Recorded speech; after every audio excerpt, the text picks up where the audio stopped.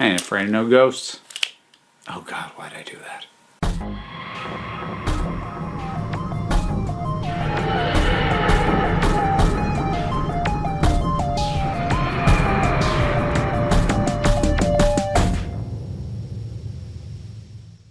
Overdue Doctor Who continues moving on, and we have arrived at Hyde.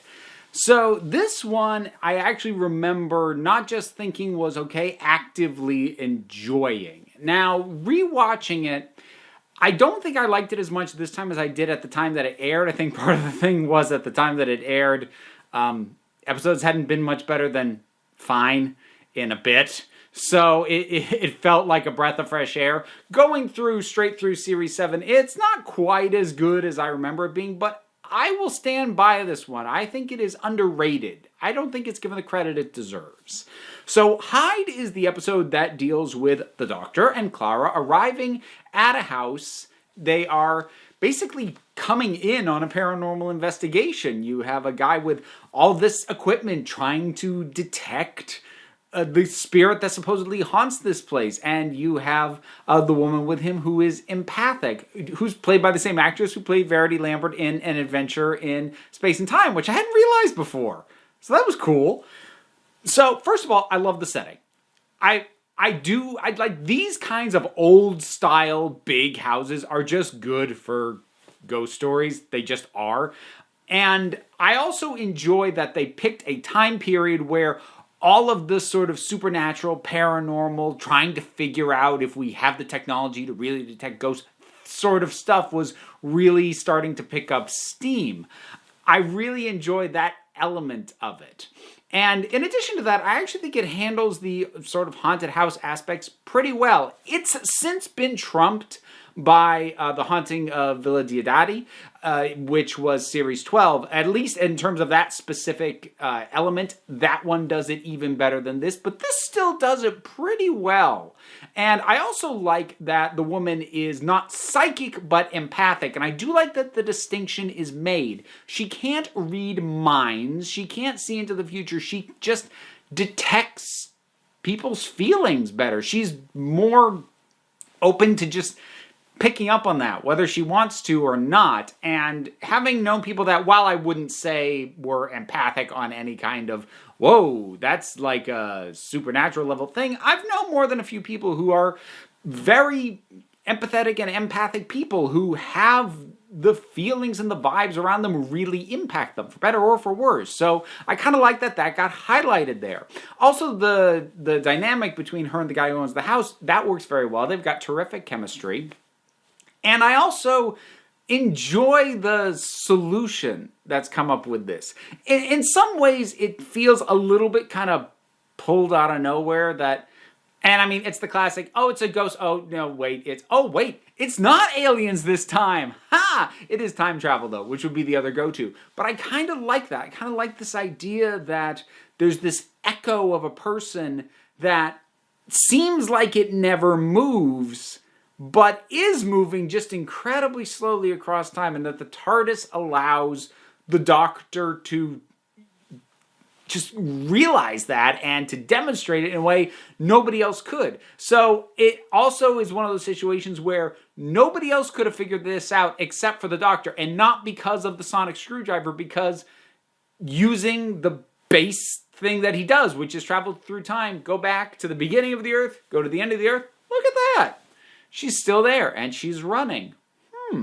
Like, that's a cool, clever solution, and I do enjoy that.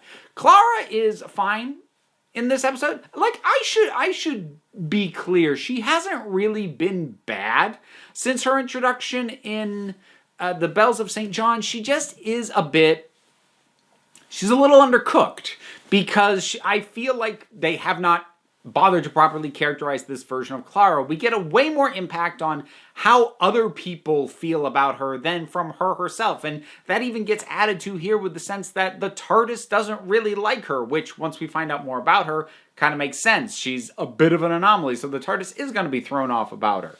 But overall, we're getting more looks at how other people feel about her, how other things are impacted by her, and not getting a great sense of her. Still, that said, I still feel like this is one of the better episodes that has both Matt Smith and Jenna Coleman in it together. I think a lot of it just because it feels like it's the one that has the nicest distance from sort of the mystery that's going on, and it doesn't feel like it's leaning too hard on their relationship either. That might have been something, I didn't mention it in Cold War, that might have been one of the things that held it back. It's one of those episodes that feels like it was really leaning on the Doctor-Companion relationship, but the Doctor-Companion relationship isn't as firmly established as it should be for the degree to which they're leaning on it at that point. Kind of a little bit of the problem I have with The Beast Below as well. But here, because they're not leaning on that dynamic as hard, it's working for me just fine. And in addition to that, there's also the monster. Here's the thing. Part of me says you don't need a monster for this story. It's not necessary. Because what we find out about this woman as a ghost is already intriguing in and of itself. We have a ticking clock because she's got limited time to be rescued. There is an inherent danger in trying to go and rescue her because the TARDIS can't go there, at least not for more than a couple seconds, and that universe that she's trapped in is collapsing. So there is enough built-in hazards that you don't need a monster, especially considering that the monster is never really an active threat until you get to the very end and you realize it was never trying to be an active threat. It was just there. It just happens to look and come across as super dang scary, but it's not. And while that doesn't necessarily seamlessly integrate with everything going on, I still like it so much that I'm totally good with it.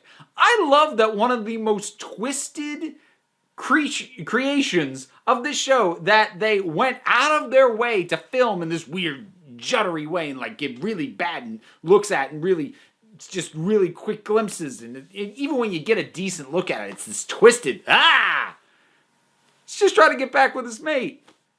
That's awesome.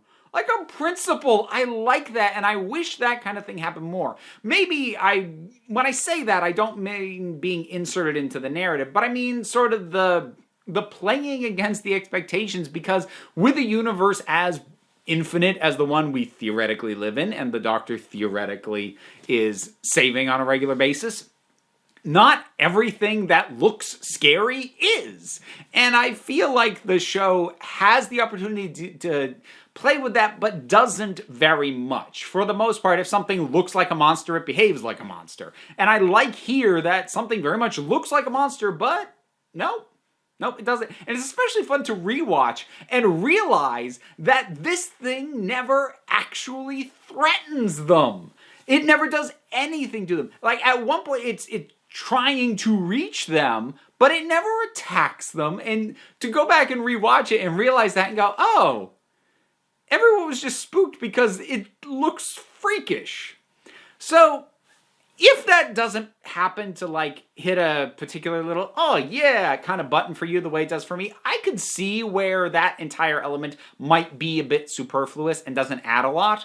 Because like I said, it doesn't especially seamlessly integrate into the rest of the story, because you've already got a reason to have flashes of things and effectively jump scares from the ghost herself, and also things like the sort of mirrored, cracked thing that shows up and things like that you don't need an extra element just to grant you that. So they could have still had those kinds of jump scares, spook moments, even without it being there. So it wasn't like they would have lost that element of a ghost story.